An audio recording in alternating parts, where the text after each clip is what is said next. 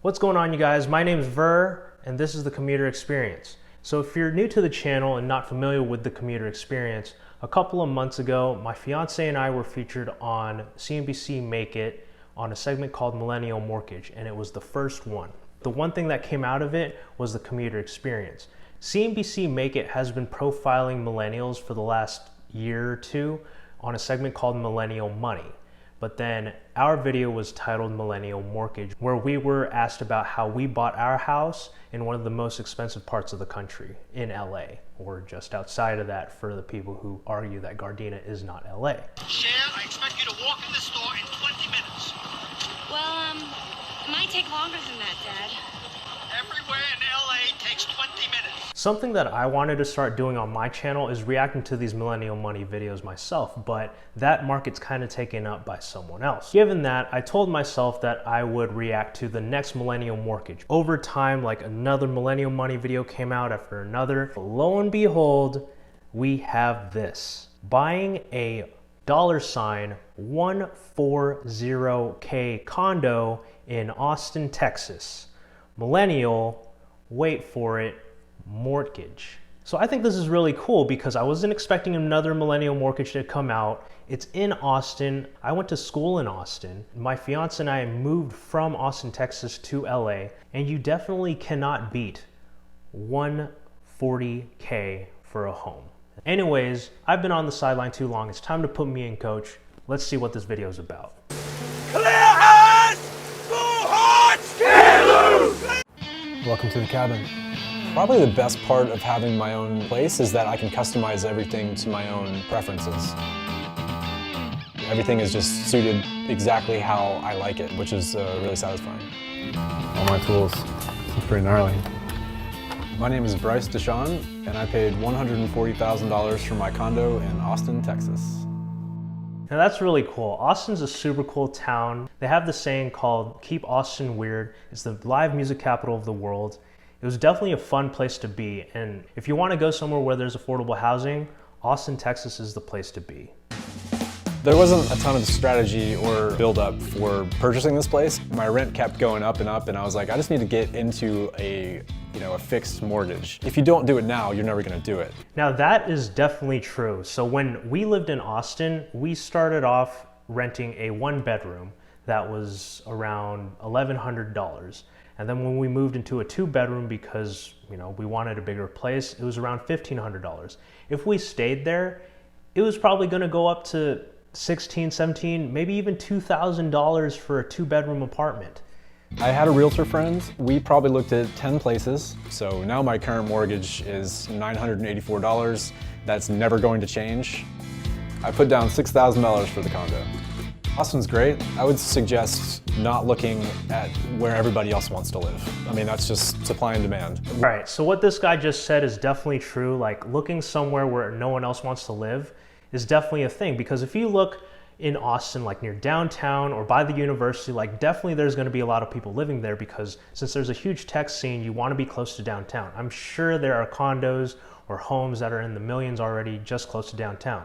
And then when you look at the university there, I went to UT, you can probably not find a place that's affordable to buy, but rent there being so close to campus, you can get up to over $1,000 a room, maybe even $1,500 just for a one-bedroom apartment. I know some of my friends that when I went to school, they were renting a studio for about $1,500, and this was already 6 years ago. What I did was compromise. I'm not really close to downtown, but I'm not really far away either. That is true. I mean, that's the thing that me and Janelle did when we were looking for a place to buy in LA. Like, we're in Gardena, California, which is 20 minutes from LA. Everywhere in LA takes 20 minutes. Here are the monthly expenses that Bryce pays. So we have extra mortgage payments to principal, $1,500, which varies by month. We have the mortgage itself, which is $984, which is the principal interest alone. So he's paying more on top of that baseline mortgage. He has an HOA fee of $240, so that is pretty high, I would say, for Austin, but HOA fees, honestly, depending what it includes, I don't see a little asterisk mark here, so it doesn't specify what it includes. We pay $180 a month, and that literally just takes care of landscaping. We have to pay for our utilities separately. Property taxes, $167, $2,000 paid annually. That makes sense. PMI. So he's paying $100 in PMI, which is private mortgage insurance if you're not familiar. If you go back to the first Millennial Mortgage video where it talks about how we bought our home, our PMI is actually less than that. It's only $91 a month. That could vary depending how much you put down as your down payment. Now we have utilities, $60 a month, that's fine. Homeowners insurance, $33 a month. So that is $395 paid annually. Like, all these are really great. You have $3,000 a month. Overall, it's pretty good. HOA, I would love to know what that includes. You know, PMI is usually avoided if you put 20% down or more. You know, something that we didn't do as well. So I understand the PMI.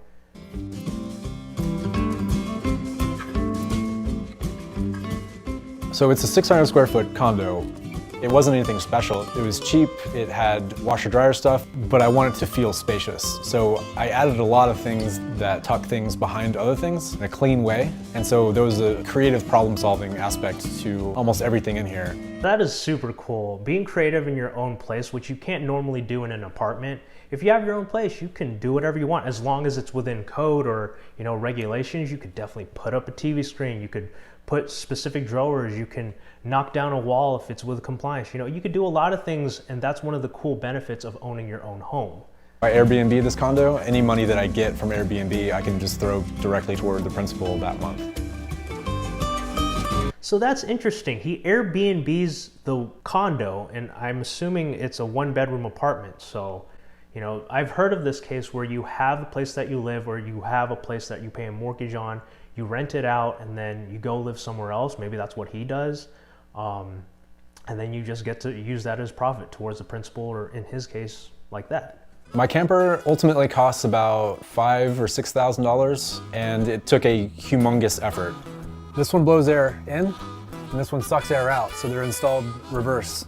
So there's a cycle of airflow whenever you have the windows open. So one, that's really cool that he built a camper and you can live in it. I have a pickup truck myself, but it doesn't have a canopy on it. I wouldn't be able to like live in it like he does this setup, but that's actually really cool. Two, notice how he mentioned that there's an in and an out on the air, on the fans, so you can circulate air properly. If you're into computers and building those, you definitely want to have an intake and an exhaust fan. And he has that set up pretty good. Hopefully it's cool in there because Austin, Texas weather can get really hot. Inconvenient, like showering and dressing, you don't have your own space to do those things.